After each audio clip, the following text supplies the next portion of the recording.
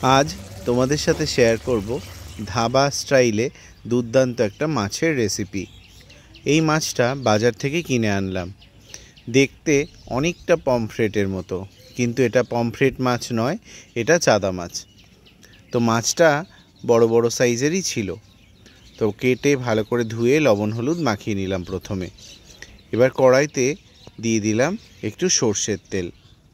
তেলের পরিমাণটা একটু বেশি দেব। এবার মাছটা ভেজে নিই। এই মাছটা ভাজার সময় একটা অসুবিধা হয়েছিল, সেটা তোমাদের সাথে শেয়ার করি। দেখো, মাছটা ভাজার সময় অনেকটা কিন্তু ভেঙে ভেঙে গেছিলো।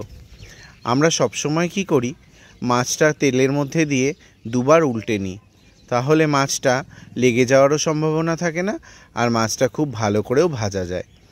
আগের মাছটা কিন্তু একটু ভেঙে ভেঙে গেছিলো, আর এই মাছটা দেখো একদমই ভাঙেনি।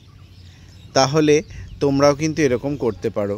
মাছ ভাজার সময় গরম তেলের মধ্যে দিয়ে দুবার উল্টে পাল্টে দিও, তারপর অল্প আছে মাছটাকে ধীরে ধীরে ভেজে নিও। এই দেখো, মাছ ভাজাটা সুন্দর করে হয়ে গেছে। মাছ ভাজা হয়ে গেল।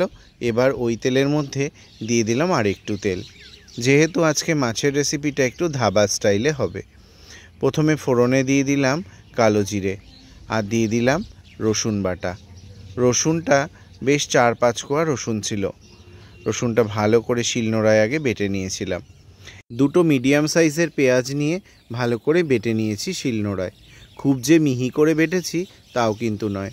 এইবার রসুন আর পেঁয়াজটা ভালো করে কষিয়ে নেব কিছু সময় ধরে, নয়তো কাঁচা গন্ধ থেকে যাবে। এই দেখো, একটা টমেটো কুচি করে কেটে রেখেছিলাম, আর সাথে 6-7টা কাঁচা লঙ্কা। আজকে রান্নাটা কাঁচা লঙ্কাতেই হবে। তো এই দেখো, এবার এর মধ্যে দিয়ে দেব সামান্য পরিমাণ হলুদ। আর এই দেখো, এখানে আছে ধনে গুঁড়ো, জিরের গুঁড়ো আর কাশ্মীরি লঙ্কার গুঁড়ো। কাশ্মীরি লঙ্কার গুঁড়োটা কালারের জন্যে। আজকাল তো লোকে কালার ছাড়া পছন্দই করে না, তাই কালার আনার জন্যে দিয়ে দিলাম। আর এই মশলাটা একটু জলে ভিজিয়ে তারপর দিয়ে দিলাম কড়াইয়ের ভেতরে। মশলাটা কষানো হয়ে গেল।